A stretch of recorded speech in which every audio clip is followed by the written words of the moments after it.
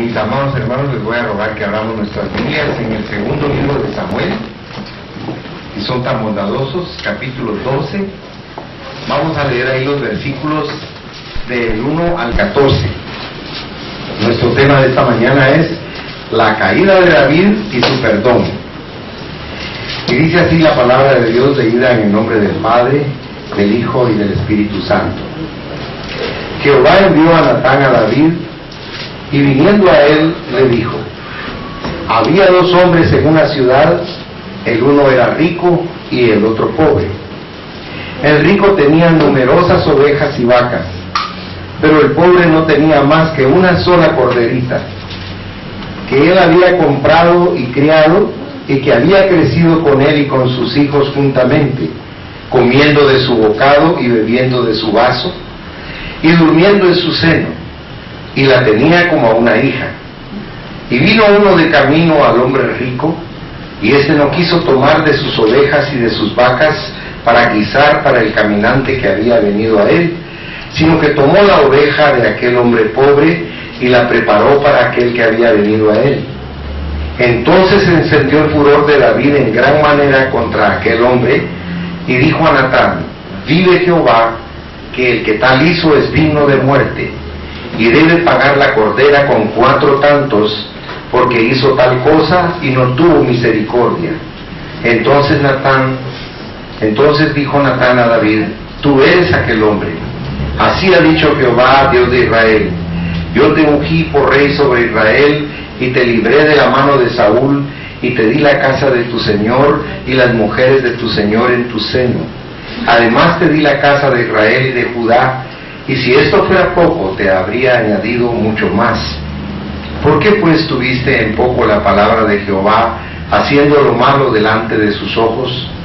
A Urías Heteo heriste a espada, y tomaste por mujer a su mujer, y a él lo mataste con la espada de los hijos de Amón, por lo cual ahora no se apartará jamás de tu casa la espada, por cuanto me menospreciaste y tomaste la mujer de Urías Heteo para que fuese tu mujer.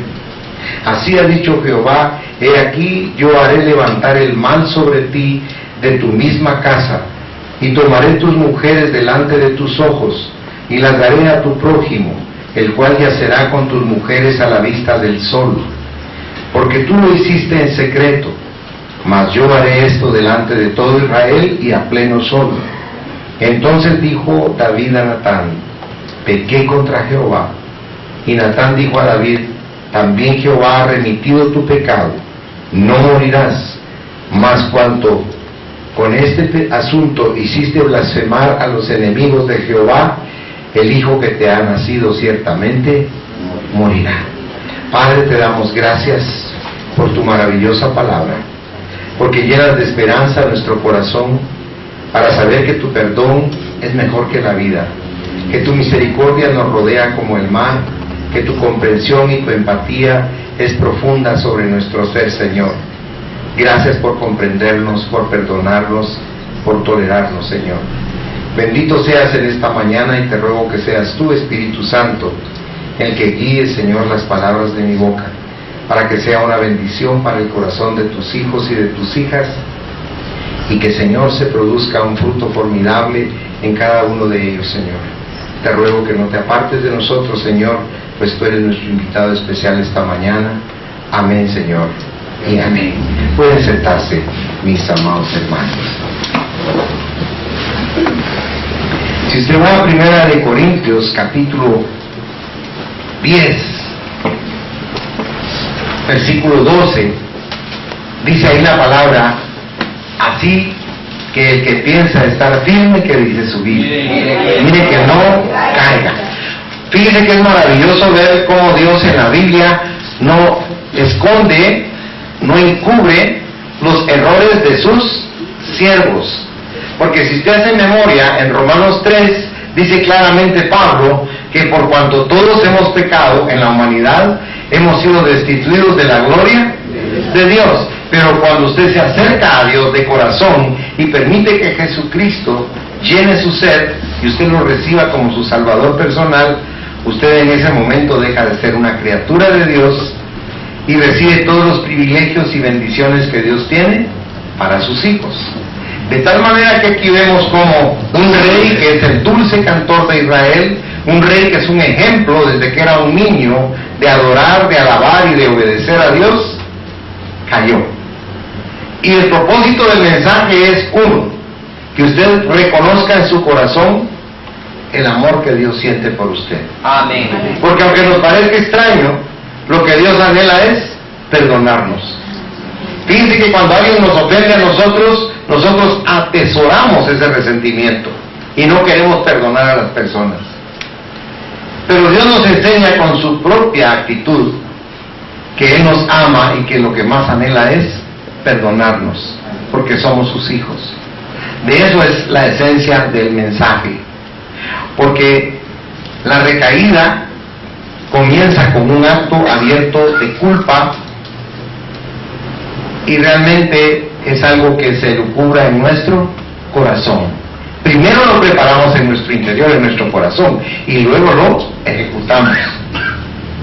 Aquí vemos nosotros en Apocalipsis, si usted me acompañara, si está bondadoso, Apocalipsis capítulo 2, versículos del 4 al 6 dice: pero tengo contra ti que has dejado tu primer amor. Recuerda, por tanto, dice la Biblia, de dónde has caído, y arrepiéntete y haz las primeras obras, pues si no, vendré pronto a ti y quitaré tu candelero de su lugar si no te hubieres arrepentido. Pero tienes esto, que aborreces las obras de los nicolaitas, las cuales yo también, dice la palabra, aborrezco. O sea, Dios quiere que nosotros volvamos a ese primer amor que una vez sentimos por Él. Porque una vez usted se enamoró de Jesús. Pero ¿sabe qué sucede? Conforme usted va creciendo en el conocimiento de la palabra, no le hablo del crecimiento espiritual, porque eso lastimosamente no va parejo con el conocimiento intelectual de la Biblia. Pero cuando usted logra ir conociendo más y más de la Biblia, se va volviendo como una persona más dura con el amor hacia Dios. En lugar de acrecentar su amor hacia Dios, aunque usted no me lo crea y aunque no lo quiera reconocer, el conocimiento que usted ha adquirido de Dios hace que su corazón se enfríe y usted ya no lo ama como una vez lo amó. Porque nuestra autosuficiencia nos hace creer que ya lo sabemos todo. Y discúlpeme, pero en realidad cuando usted logra comprender que lo que usted sabe de Dios es tan ínfimo, tan diminuto, tan pequeño, es como una pequeña gota ante un océano. Así es el conocimiento que usted pueda considerar superlativo en su corazón de la palabra de Dios. Se lo voy a poner pragmáticamente y humanamente. Hubo un sabio en Grecia que es muy conocido por una frase que él dijo. Se considera que era el hombre más sabio que había dentro de estos pensadores. Filosofía es una palabra que etimológicamente quiere decir estudio de la sabiduría. Y este hombre dijo, a pesar del nivel tan alto, tan grande al que había llegado en su conocimiento, dijo, lo único que he descubierto realmente es que no sé nada.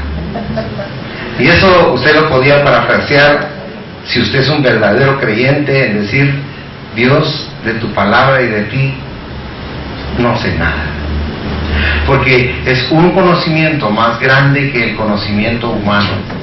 Le reitero, en su arrogancia el cristiano considera que lo sabe todo, pero la verdad es que no sabemos nada.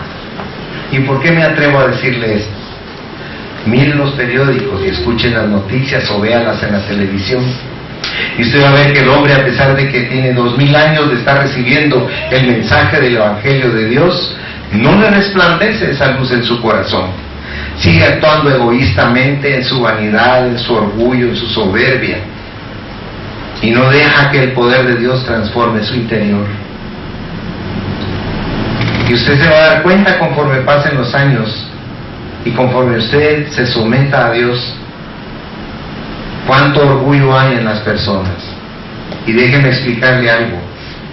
Yo considero que el orgullo en los individuos, aunque no lo vean así, es el pecado más grande que hay entre los ojos de Dios. Amén. Porque eso perdió a Satanás en el cielo. Amén. De manera que cuando usted vea a uno orgulloso, no crea que es cristiano, ese es un hijo del diablo. Toda persona orgullosa es hija de Satanás. Y eso no lo digo yo. Si usted va al Evangelio de Juan en el capítulo 6, claramente se los dijo él a los religiosos judíos. Ustedes no son hijos de Dios, les dijo. Ustedes son hijos de su padre, el diablo, porque el peor orgullo es el orgullo espiritual. De manera que Dios, ¿qué es lo que nos manda a hacer? ¿Se recuerda? Él dice, aprended de mí, que tengo un orgullo tremendo. No dice así, ¿verdad? Dice, aprended de mí, que soy manso y humilde de corazón. No de apariencia, de corazón. Fíjese que la lucha que usted más grande tiene cada día no es contra el diablo, es contra usted mismo. Por eso la palabra de Dios viene y nos sacude el alma para que volvamos en sí. David se sentía superlativamente bien, superior a los demás. Era el rey, era el consentido de Dios, si usted lo quiere ver humanamente. Pero mire qué golpe más tremendo recibió. Porque ¿sabe algo? Cuando los reyes salen a la guerra, dice la palabra, el rey David subió al terrado para ir a ver a una mujer que la estaban bañando desnuda, y era una mujer muy hermosa. Y David era un hombre muy carnal. Era un hombre que no había logrado frenar los instintos de su carne. La concupiscencia afloraba por cada poro de su piel. Y era un contraste porque era un hombre que amaba a Dios verdaderamente. Pero sobre él estaba con preponderancia la fuerza de su deseo carnal, la fuerza de su carne. Y es increíble cómo una persona puede descender a donde él descendió. Es impactante ver esto. Pero también debemos considerar que la actitud de Saúl, la caída de Saúl, no tuvo que ver también con la caída de David. Saúl estaba peor que él, porque se alejó de Dios. Igual que, como usted lo puede ver, entre la actitud de Pedro, que negó al Señor, y de Judas, que también lo negó y lo vendió. Pero sin embargo no son iguales. Si usted se recuerda, Pedro se arrepintió, y cuando se dio cuenta de lo que había hecho, salió fuera, dice, y lloró amargamente, amén, con mucho dolor, porque se dio cuenta que había hecho lo que no quería hacer contra el ser que le había dado tanto amor. Pero Judas lo que hizo fue quitarse la vida, y eso es un pecado terrible. De tal manera que esta mañana vamos a ver 5 características de la caída y del perdón de David. Y en primer lugar vamos a ver su naturaleza, la naturaleza de esa caída. David aquí, aunque es doloroso decirlo, se hizo culpable de adulterio y también de asesinato. Miren qué cosa más tremenda. Uno esperaría eso de alguien que está afuera y haciendo barbaridades, de un delincuente, pero no de un rey, y un rey que era un siervo ungido de Dios. Pero ¿por qué Dios nos pone esto como ejemplo? Porque a veces nosotros, les reitero, en nuestra arrogancia espiritual, consideramos que esa etapa ya la pasamos. Y por eso iniciamos nuestro mensaje con la llamada de Corintios, donde dice, el que esté firme, mire que no. Porque quiere decir que todo ser humano es proclive a caer, ¿verdad? Aunque nosotros no queremos aceptar, pero nosotros, decía mi abuelito, el pecado es la casa del jabonero, el que no cae, resbala. Y es cierto, hermano. Hasta un dicho popular ahí que dice, en arca abierta, ante el justo peca. ¿Ya vieron? Entonces, es algo que es de nuestra naturaleza. Ahora, ¿qué tendríamos que hacer para que eso no fluyera de nosotros? Porque usted a mí me mira como su pastor. Yo tengo que ser un ejemplo para usted, integralmente. Pero desgraciadamente yo tengo la naturaleza de David igual que usted. Entonces los dos tenemos que luchar por mantener un estatus espiritual, por luchar contra nuestra misma actitud, por pelear contra nuestra misma carnalidad. Fíjese qué lucha más tremenda la que tenemos. ¿Y sabe qué es lo que le da a usted fuerza para sostenerse? La palabra de Dios. ¿Y qué es lo que usted menos lee? La palabra de Dios. Usted me mira los 3 noticieros de la televisión, la del mediodía, paso oyendo la Sonora todo el día y lee 3, 4, 5 periódicos, sobre todo los amarillistas. Pero y de la Biblia, no me dio tiempo, dice uno. Y cuando usted ora, Señor, mañana sí te oro más tiempo. Dice hoy, perdóname, pero bendecime, te lo ruego. Chao. Por exhalación sale usted. ¿Sabe qué pasa? Que el hombre es tan materialista que como no ve a Dios, por eso no tiene ese compromiso de hablar con Él y de relacionarse con Él. Pero cuando usted en su espíritu deja entrar al Espíritu Santo, usted comienza a ser redarguido en su interior y se va volviendo una necesidad en su interior hablar con Dios continuamente. Entonces, veamos conmigo, si es tan amable, ahí en el segundo libro de Samuel, en el capítulo 11, el versículo 2, si es tan amable. Dice: y sucedió un día, al caer la tarde, que se levantó David de su lecho y se paseaba sobre el terrado de la casa real, y vio desde el terrado a una mujer que se estaba bañando, la cual era muy hermosa. Mire, si hubiera sido aquella actriz cómica mexicana que decían La Vintola, yo no creo que David le haya puesto mucha atención. Pero como esta mujer era muy voluptuosa, muy atractiva, no le quitó los ojos de ahí, porque no dice, y David se bajó del terrado, ya ve que no dice así. Con catalejo debe haber estado David ahí, con todo su ser puesto sobre lo que estaba viendo. Y entonces él vino y tomó del fruto prohibido. Porque ¿sabe cuál es el problema? Aunque usted no me lo crea, los ojos. ¿Se recuerda que hay un canto que dice, cuidaré mis ojos, verdad? Porque los ojos, por ahí entra todo. ¿Se ha fijado que si es el apetito? Cuando uno ve la comida así apetecible, uno que rico siente comerla. El Señor le dijo a Eva, no debes comer de ese fruto. Pero ¿qué hizo Eva? Lo vio. Y entonces consideró todos los deleites que representaba el ingerir ese fruto. Es tremendo, hermano. Los ojos son tremendos. Tenemos que consagrarlos a Dios para que nuestros ojos sean limpios y sean fortalecidos por ese amor divino de Él. Se recuerda que cuando Abraham desobedeció a Dios en el sentido de que le dijo, vete de tu tierra y de tu parentela, pero él jaló a Lot, ¿se recuerda? Y anduvo con él, y cuando sus pastores empezaron a pelear entre ellos por los pozos que habían para alimentar y dar de beber a sus ganados, ellos tuvieron que tomar la decisión de separarse. Y Abraham, como un buen hijo de Dios, puso a Lot enfrente a aquel valle que dice la Biblia que era como el Edén, algo precioso. Y le dijo, escoge tú, le dijo. Si tú te quedas en el valle, yo voy a la montaña. Si escoges la montaña, yo vengo al valle. Pero dice que él vio, Lot vio y dijo, ay, esto está nice. Que le dijo, andate a la montaña, me voy a sacrificar yo aquí. Y entonces Abraham se fue, que es figura de volverse espiritual, y el carnal se quedó. Pero si usted sigue leyendo ahí en Génesis, dice que Lot fue poniendo sus tiendas cada vez más cerca de Sodoma, y ahí sentó sus reales. Y cuando los ángeles los tuvieron que arrancar literalmente de Sodoma porque no querían salir de ahí, les dijo, no volteen a ver para atrás. Mire qué interesante, la vista siempre está de por medio. Y cuando iban huyendo, dice que donde había dejado su tesoro y su corazón, la mujer de Lot volteó a ver a Sodoma, y en ese instante se convirtió en estatua de sal. O sea, la sal purifica, ¿verdad? Lástima que la purificaron totalmente. Ya no quedó ni vestigio de la esposa de Lot, pero ellos no voltearon a ver, sino siguieron para adelante. Porque Dios quiere que nosotros cuidemos nuestros ojos. Es un don lindo el que Dios pone en nosotros.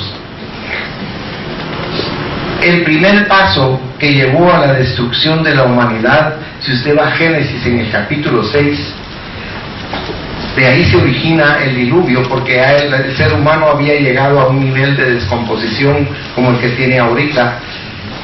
Y usted va a notar en el versículo 2 que dice que viendo los hijos de Dios que las hijas de los hombres eran hermosas. Ahora déjenme que le aclare que ese concepto, hijos de Dios, eran demonios, eran ángeles caídos, incubos, que querían tener una relación con mujeres y crearon un caos, por supuesto. Si no me lo cree, posteriormente lee el capítulo 1 de Job, que ahí va a encontrar usted que Satanás es determinado ahí como un hijo de Dios. Por eso es que la vista tiene que estar ¿en dónde? En Jesucristo. En Hebreos 12 dice el verso de Dios: puestos los ojos en Jesús, el autor y consumador de la fe. Allí deberíamos poner nuestros ojos, ¿verdad? Pero en Semana Santa, ¿qué es lo que ponen en las gasolineras? Unas personas orando, alabando a Dios. ¿No? Chicas en mini bikini, ¿verdad? Y ahí ve que hasta choques hay en las calles, porque los ojos se van tras de la carne, tras el pecado.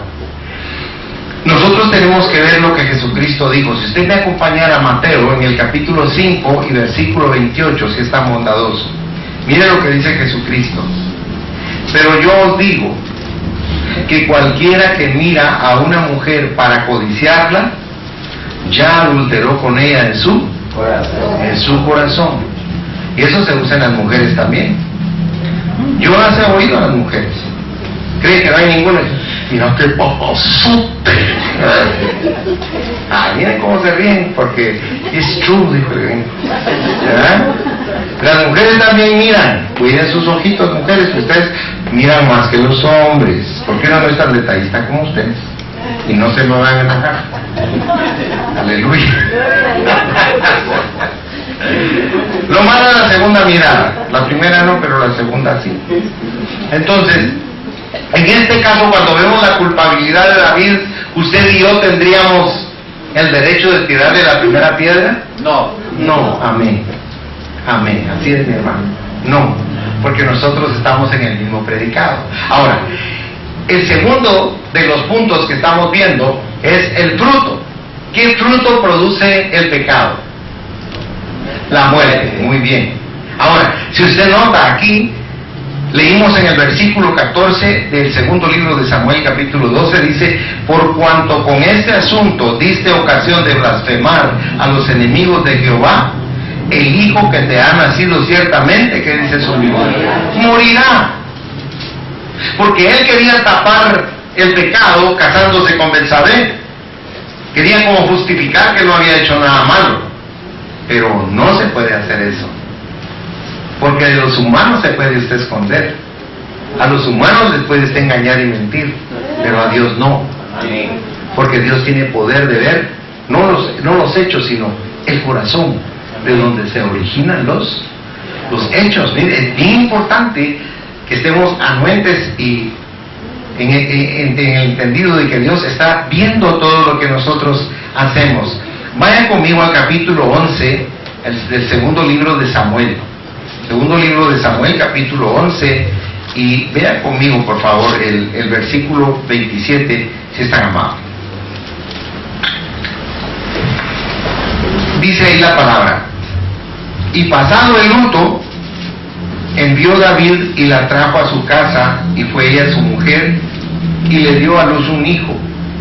Mas esto que David había hecho fue, ¿qué dice su Biblia? Desagradable a los ojos. Ese ante el pueblo dijo: ya me casé, ya todo está legal.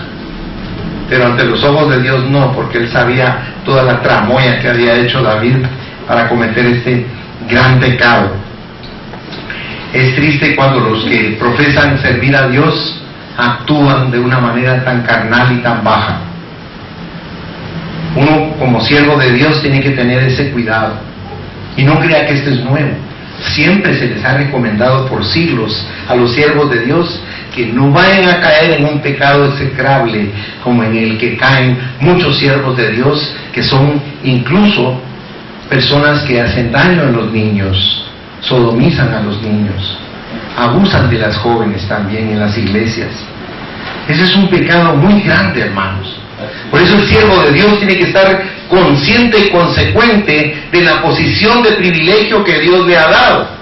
Porque a mí me van a pedir cuentas diferentes a las que le van a pedir a usted. A mí me van a pedir cuentas de la vida de ustedes. ¿Qué tengo que hacer yo entonces? Tratar de mantener una actitud vertical, lo más limpio que pueda, apartarme y huir de las tentaciones. Porque el hecho que yo sea pastor no quiere decir que no me vengan tentaciones. Hipócrita y mentiroso sería yo en decirle a usted que no vienen tentaciones de toda naturaleza. Pero ¿qué tenemos que hacer con las tentaciones? ¿Qué le he aconsejado yo siempre? Huir. Amén. Porque no tenemos el valor de enfrentarlas ni la capacidad de vencerlas. Huya de las tentaciones. Y si sobre todo si se parecen a la Marilyn Monroe. Entonces, dice aquí que habían blasfemado el nombre de Dios por el mal que había hecho David. Miren conmigo en Ezequiel 36, el versículo 23, si está bondadoso. Ezequiel 36, verso 23 dice: y santificaré mi grande nombre, profanado entre las naciones, el cual profanasteis vosotros en medio de ellas, y sabrán las naciones que yo soy Jehová, dice Jehová el Señor, cuando sea santificado en vosotros delante de sus ojos. Porque a veces nosotros mismos ponemos en mal predicado a Cristo. Ahora acompáñenme por favor a Romanos capítulo 2 y versículo 24. Dice ahí la palabra: porque como está escrito, el nombre de Dios es blasfemado entre los gentiles por causa de vosotros. De nosotros. Tremendo, ¿verdad, mis hermanos? Damos un mal mensaje. De tal manera que vemos con claridad aquí que la paga del pecado es muerte. Murió el niño. Y déjeme explicarle algo. David amaba a ese niño. Porque cualquiera diría: pero no se murió él. Pero déjeme explicarle que el dolor que ese hombre sentía, porque él amaba a esa criatura, la amaba profundamente. Y cuando el niño murió, le dolió como usted no tiene ni idea. Porque él tenía mucha esperanza en ese niño. Pero mire cómo es Dios de bondadoso, porque Dios no nos paga mal por mal. ¿Cómo se llamaba el segundo hijo que le nació de Betsabé? Salomón. Salomón en su raíz griega, raíz hebrea, quiere decir paz. El nombre de él era Pacífico. Y el reino de Israel nunca fue tan rico ni tan grande como en la época de Salomón. Pero ¿sabe una cosa? También Salomón cayó. Amén. Y dejó de ser el hombre más sabio de la tierra y se volvió en el hombre más necio. Y eso lo puede leer usted en su casa en el libro de Eclesiastés.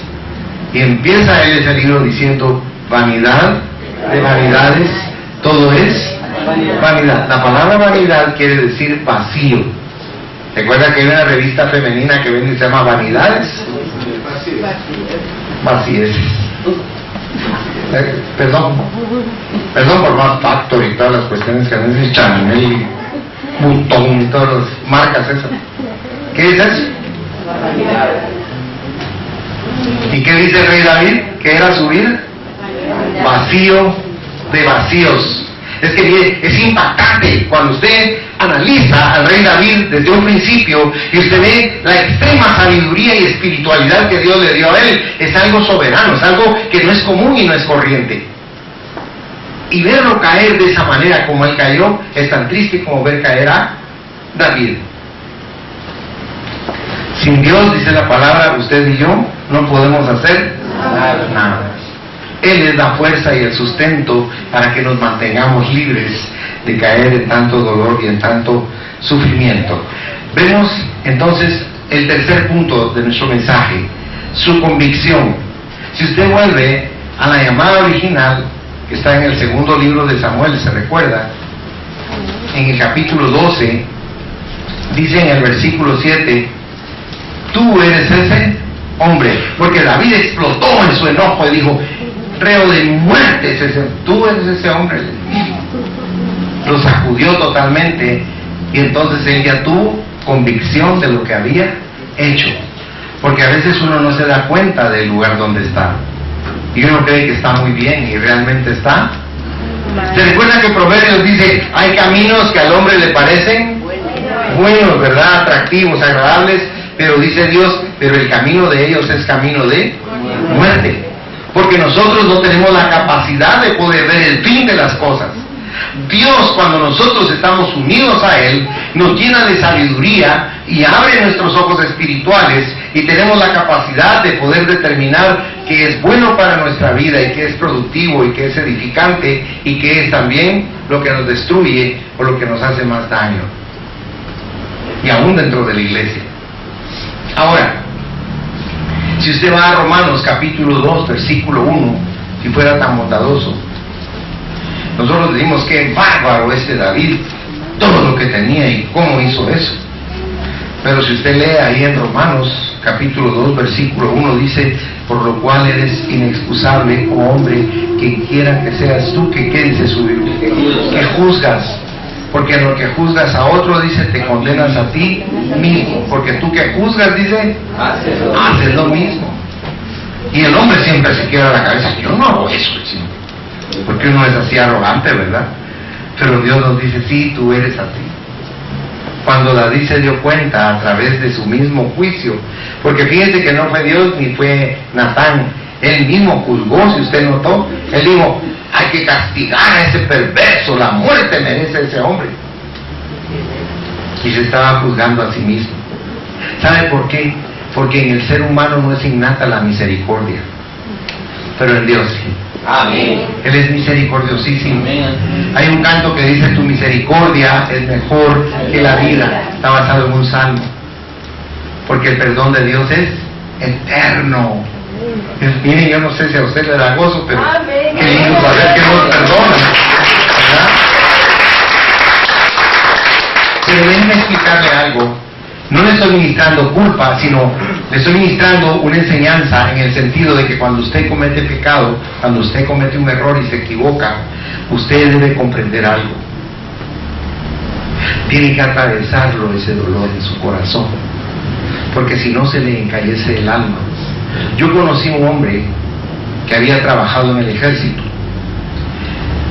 y un día le estaba hablando tenía una escuadra Colt calibre 45, niquelada totalmente, y él la limpiaba todos los días. Y ese día, cuando entré yo al comedor de los empleados, yo entraba a supervisar siempre, él estaba hablándole a la pistola y le estaba diciendo: ay, mi amor, le decía, cómo te quiero, y no has comido carne, pero ya te voy a dar tu comidita. Saben que ese hombre era un sicario, y con esa arma asesinaba y asesinó a muchas personas.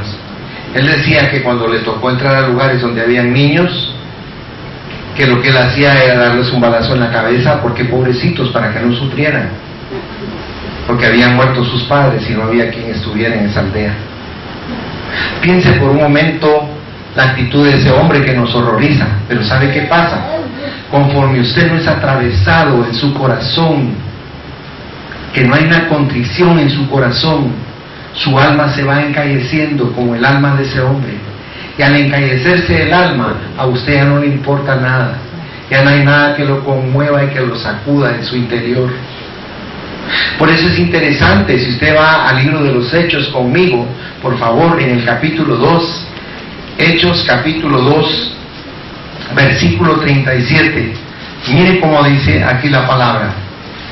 Al oír esto, se compungieron de qué dice su Biblia, de corazón, y dijeron a Pedro y a los apóstoles: varones hermanos, ¿qué haremos? O sea, había una fuerza que había entrado en su interior que les estaba redarguyendo. Por eso, cuando Cristo fue traspasado por nuestros pecados, así nosotros debemos también quedar traspasados también, hermanos, por esa confusión, para que no seamos indiferentes ni fríos con lo que nosotros debemos eliminar de nuestra vida. El pecado secreto de David, ya ve que salió a luz, fue descubierto, igual que el pecado de Caín cuando mató a su hermano Abel. Recuerda que cuando Dios le dijo: ¿dónde está tu hermano? ¿Acaso soy yo su guardián? Buscado. Porque en su corazón había dureza, no reconocía lo que había hecho. Pero hay algo importante. Vayan a su Biblia, si es tan bondadoso, a Hebreos capítulo 4 y versículo 13. Hebreos capítulo 4, versículo 13. Miren lo que dice ahí la palabra. Y no hay cosa creada que no sea manifiesta en su presencia. Mire qué interesante. Antes bien, todas las cosas están desnudas y abiertas a los ojos de aquel a quien tenemos que, ¿qué dice su vida? Dar cuentas. Usted podrá decir, ay, ninguno me vio, ajúa, qué alegre. Pero cuando usted frente a Dios le va a decir, aquel día que te pusiste feliz, aquí te tengo la foto. El Señor va a tener todo el registro de lo que son nuestras actitudes. Tenemos que tener sabiduría en nuestro corazón. Cuando un hombre realmente tiene un mensaje de parte de Dios para otra persona, debe tener sabiduría para dárselo, pero debe dárselo también con claridad meridiana, porque Cristo así hablaba, decía las cosas con claridad, porque no eran cosas peyorativas para la persona, sino eran cosas edificantes. A veces Dios le va a poner a usted que le diga algo a una persona y usted se lo va a tener que decir aunque usted no quiera, pero va a tener que ser definido y claro cuando le diga las cosas a esa persona, porque el propósito no es avergonzarlo o confrontarlo con su pecado, sino el propósito es que él sea compungido y que esa misma persona sea parte del mal que está haciendo, porque Dios quiere que cambiemos en eso. Dios conoce nuestra naturaleza, pero Él también conoce nuestra lucha que tenemos contra nosotros mismos, y es vital para nosotros eso. Ahora, el cuarto punto, es su confesión.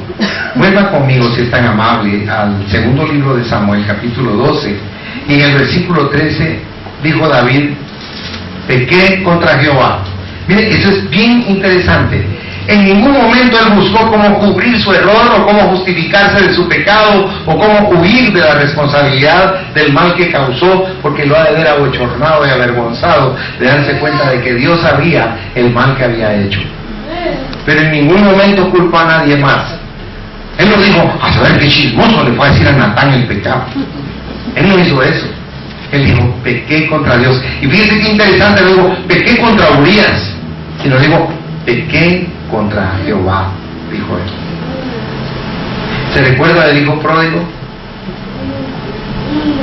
El hijo pródigo tomó toda la fortuna que le dio su papá y se fue a vivir perdidamente, porque cuando uno es joven es irreflexivo y uno no quiere que nadie le dé consejos, no quiere que nadie le guíe su vida, no quiere que nadie le sugiera nada. El joven cree que lo sabe todo y se fue y vivió, dice la Biblia, perdidamente. Mire qué interesante la palabra que él utiliza ahí. Vivió perdidamente. Pero ¿sabe una cosa? Se le acabó el dinero. Y cuando no tuvo dinero, todos sus amigos le dieron la espalda. El único amigo, le dijo, de lo único que te puedo dar, le dijo, es que me cuides de los coches. Y él dijo, ay, el Rolls Royce. No, le dijo, los coches. Y lo llevó a la porqueriza, y dice que estando en la porqueriza, mire a qué nivel puede bajar un ser humano. Dice que estando en la porqueriza, el hijo pródigo deseó comer, que hambre tendría el pobre, fíjese, deseó comerse las algarrobas que los marranos estaban comiendo. Y en ese momento Dios tuvo misericordia de él y lo hizo volver en sí. Mire qué importante es tener un estado de conciencia. Y volviendo en sí, dijo, volveré a mi padre y le diré, he pecado contra el cielo y contra ti, le dijo. Mire qué hermoso. ¿Y cómo lo recibió el padre? Dice que el padre todos los días salía a otear el viento a ver si aparecía su hijo en la lejanía. Y ese día lo vio venir harapiento, apestoso, hediondo por los excrementos de los cerdos y del lodo. Iba un hombre sucio, que es figura del pecado, porque así vamos a Dios y Él nos limpia. Y el padre dice que no esperó a que se aseara, sino que el padre corrió hacia él, dice, y lo abrazó y lo besó. Piense por un momento, abrazar a una persona que viene tan sucia y tan hedionda, corrupto, pero a él no le importó eso. Cuando yo llegué a Jesús de esa manera, Él me abrazó con todas sus fuerzas. Gloria a Dios. Gloria a Dios. Es lo que el Señor quiere hacer con nosotros, restaurarnos, bendecirnos. Vayan conmigo al Salmo 54, si están bondadosos. 51, perdón. Salmo 51, versículo 4. Aquí David le está hablando a Dios y le dice, contra ti solo he pecado y he hecho lo malo delante de tus ojos, para que seas reconocido justo en tu palabra y tenido por puro, dice, en tu juicio. Mire qué maravilloso. Cristo contó una parábola y dijo, 2 hombres subieron al templo a orar, porque el templo queda en una montaña, el templo de Israel. Y dice que los 2 hombres fueron a hacer lo mismo, pero eran 2 personas que no se conocían. Uno era un hombre muy religioso, un sacerdote, era un levita, y el otro era un publicano, un hombre, pongámoslo claro, sin vergüenza, un hombre que tenía mucho dolo sobre sí, recibía mordidas a diestra y siniestra, aborrecido por su propio pueblo, y los 2 entraron al templo. Y entonces cuando entró el religioso, le comenzó a hacer a Dios un inventario de lo excelente que él era como persona y como hombre espiritual. Y el publicano se quedó lejos. Pero mírenlo conmigo, si estamos dados. Acompáñenme por favor a San Lucas capítulo 18, versículo 13. San Lucas 18, verso 13 dice: mas el publicano, estando lejos, no quería ni aún alzar los ojos al cielo, sino que se golpeaba el pecho, diciendo: Dios, sé propicio a mí, pecador. Mire qué formidable la actitud y el estado espiritual de este hombre. Reconocía el mal en que estaba, que no tenía derecho a acercarse a Dios, pero Dios lo estaba bendiciendo a él, porque Jesucristo dijo, los 2 salieron del templo de haber orado, dijo Jesucristo, pero el único que salió justificado fue el pecador, fue el publicano. Mire qué maravilloso es eso, porque cuando usted llega a Cristo, Él es el que lo transforma, Él es el que nos hace andar en la senda correcta, en el camino específico que Él ha determinado para nosotros. Y el 6º punto y final, aquí concluye el mensaje, es el perdón. El perdón de Dios es algo, hermanos, tan maravilloso. Yo creo que todos nosotros, los seres humanos, siempre estamos anhelantes de recibir la dispensación de la gracia sobre nuestra vida, ¿verdad? Porque qué lindo es cuando nos dice te perdono. ¿Sabe una cosa? En la administración, cuando una persona está perdonando, esta persona tiene que empezar perdonando la vida. Porque yo me acuerdo que mi abuelita, cuando las cosas estaban bien tristes en la casa, que no había que comer y había una situación muy difícil, estoy hablando de 1950, y era una situación bien grave en mi casa, mi abuelita decía, mi gracia para que fuera eterna, decía ella. O sea, a veces odiamos la vida. Te voy a explicar algo. La verdadera liberación del cristiano no consiste en que le digan al demonio, sal fuera de esta persona. Consiste en que esa persona que está sufriendo pueda perdonar a Dios, pueda perdonar a la vida, se pueda perdonar a sí mismo y pueda perdonar a los seres que lo rodean, que son los que más nos aman, nuestros padres, nuestros hermanos, nuestros maestros. Porque el perdón es la verdadera liberación. Amén. Por eso cuando usted vea el perdón en la Biblia de parte de Dios, entienda que eso es algo maravilloso, algo precioso que no merecemos, pero que Él nos lo da por tanto amor que nos tiene. El perdón de David fue inmediato, instantáneamente él fue perdonado. Tan pronto como él hizo su confesión, el Señor lo perdonó. ¿Se recuerda tan maravilloso que es que el Señor le dijo, pero tú has sido libre porque Dios remitió tu pecado? O sea, echó fuera el pecado de David, porque la disposición de Dios es de bendecir, no de condenar. Pero el corazón del hombre no está en condición de recibir el perdón de Dios, porque viene Dios y a usted lo perdona, y cuando pasa el tiempo usted comienza a autocondenarse. ¿Sí? Pero ¿por qué hice eso? Dice usted cuando se recuerda del error que cometió. Si yo no hubiera hecho eso, si yo no hubiera ido, si Dios no quiere que haga eso. Si Dios ya lo perdonó, usted está totalmente exento y libre. Ahora, vaya a Proverbios, si es tan amable, Proverbios capítulo 28 y versículo 13, porque aquí David confesó que se había equivocado y que había pecado. Proverbios 28:13 dice, el que encubre sus pecados, ¿qué dice su Biblia? No prosperará, mas el que los confiesa y se aparta, alcanzará, dice, misericordia. O sea, es bien interesante considerar estas cosas que estamos leyendo, porque el perdón que Dios le dio a David fue un perdón total, fue absoluto, porque le dijo, Jehová ha remitido, dice, tu pecado. O sea, nadie puede llegar a donde Dios envía sus pecados. Acompáñenme en su Biblia, por favor, si es tan bondadoso, a Miqueas.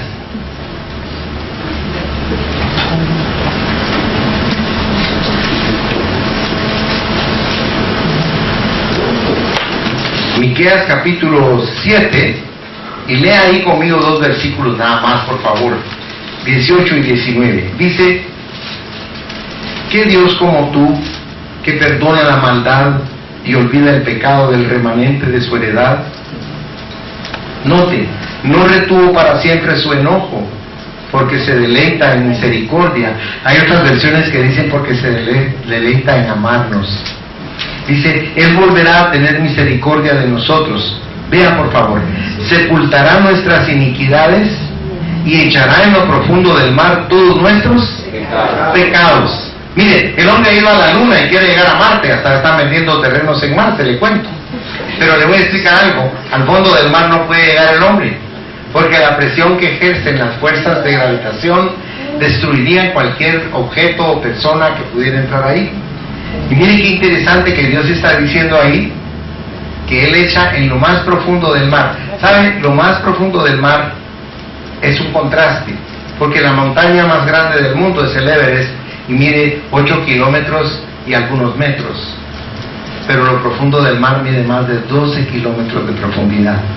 Entonces ahí es donde Dios echa nuestros pecados. ¿Por qué? Porque no quiere que ni usted ni Él se recuerden más de ellos. ¿Me entiende, hermano? Dios ya no quiere que usted se esté culpando por algo que sucedió. Se recuerda que Pablo dice, pero yo ciertamente ya no miro para atrás lo malo que hice, sino que veo para adelante y voy hacia la meta para alcanzar la estatura del varón perfecto, ¿verdad? O sea, Dios quiere que aprendamos a vivir como la manera que Él nos sugiere y no como la nuestra. Por eso es que Jesucristo es el perdón perfecto para nuestros pecados. Él es el Cordero de Dios que quita el pecado del mundo. Eso es algo maravilloso. Yo no me canso de repetirlo, porque saben que los judíos sacrificaban miles de animales para limpiar su pecado, y Dios solo un sacrificio hizo, el de su amado Hijo, y ese fue suficiente para limpiar el pecado de la humanidad desde el principio, de la humanidad de esa época y hasta el fin del mundo. Esa sangre nos lava a todos, en el pasado, en el presente y en el futuro. Esa sangre fue dejada para que usted confíe en Dios y en su maravilloso perdón. Termino con esto. El perdón fue acompañado de una promesa, porque si usted se recuerda, le dijo, no morirá. Mire qué precioso, ¿verdad? Porque dice que el perdón de Dios va acompañado de promesas siempre. Y yo le quiero leer 3 promesas que hay en la Biblia, porque yo quiero que usted salga de aquí convencido por Dios y por el Espíritu Santo de que, como dice Romanos capítulo 8 versículo 1, en usted y en mí no hay ninguna condenación, porque amamos a Jesucristo. Nadie nos puede condenar. Él ya nos libró de condenación. Maravilloso. Hechos 13 versos 38 y 39 dice, sabed pues esto, varones hermanos, que por medio de Él se os anuncia perdón de pecados, y que de todo aquello de que por la ley de Moisés no pudisteis ser justificados, en Él es justificado todo aquel que cree. Y si me acompaña a Efesios capítulo 1 versículos 6 y 7, dice Pablo, para alabanza de la gloria de su gracia, con la cual nos hizo aceptos en el amado, en quien tenemos redención por su sangre, el perdón de pecados, según las riquezas de su gracia. Y concluyo con el Evangelio de San Juan, capítulo 5, versículo 24, y dice, de cierto, dice Jesucristo, de cierto os digo, el que oye mi palabra y cree al que me envió, tiene vida eterna, y no vendrá a condenación, mas ha pasado de muerte a vida. Gloria a Dios. Así es que por favor, cierre sus ojos. Aleluya. Padre, gracias por tu palabra maravillosa. Gracias por amarnos de esa manera tan preciosa. Porque tú perdonas y nos das la certidumbre de ser perdonados por medio de tu palabra maravillosa. Porque aunque nunca oigamos una voz viniendo del cielo como la escuchó John Bunyan, Señor, donde le dijiste, ¿te quedarás con tus pecados e irás al infierno? ¿O los abandonarás e irás al cielo? Pero no somos justificados hasta que confesamos nuestros pecados y creemos en Jesucristo. Por eso, si alguna persona esta mañana nunca le ha abierto su corazón a Cristo para recibirlo como su Salvador, ahí donde está, dígale con su boca, Señor Jesús, yo reconozco que he pecado contra el cielo y contra ti, y que necesito ser salvo. Por eso te abro esta mañana mi corazón, y te ruego que entres en él, Jesús, pues yo te recibo como mi Salvador personal, para que tú transformes mis pensamientos, sentimientos y emociones, para que me muestres, Señor, ese punto de vista espiritual que nunca he logrado ver, y para que llegue a conocerme a mí mismo verdaderamente. Ayúdame, Señor, te lo ruego. Sigan orando, mis hermanos. Si alguien hizo esta oración por primera vez en su vida, levante su mano. Yo quiero orar por usted y yo quiero bendecirle esta mañana. Señor Jesucristo, yo te quiero agradecer infinitamente, porque cada una de tus hijas y de tus hijos en este lugar ya te tienen morando en su corazón. Por favor, Señor, muéstrales que tu propósito no es castigarnos, sino es bendecirnos. Muéstrales, Padre, que no hay condenación ni culpa en ellos, porque la sangre del Cordero nos ha limpiado. De tal manera, Señor, que ese redarguir de perdón nos hace cambiar nuestras actitudes y nuestros pensamientos, nuestras acciones y nuestras emociones. Ayúdanos, Señor, a agradarte con nuestra vida diaria, y que de la misma manera pongamos en buen predicado tu nombre, para que otros quieran llegar a ti, Señor. Por eso te ruego que en esta mañana la bendición del Padre, del Hijo y del Espíritu Santo se derrame sobre todos tus hijos, Señor. Que quites de ellos las cargas, los afanes y todas las ansiedades que embargan sus pensamientos, y que puedan confiar, Señor, profundamente en el cuidado que tú tienes por ellos. Que tu paz, que sobrepasa nuestro entendimiento, llene todo su ser en Jesucristo nuestro Señor. Amén. Amén. Que el Señor les bendiga ricamente, mis amados hermanos.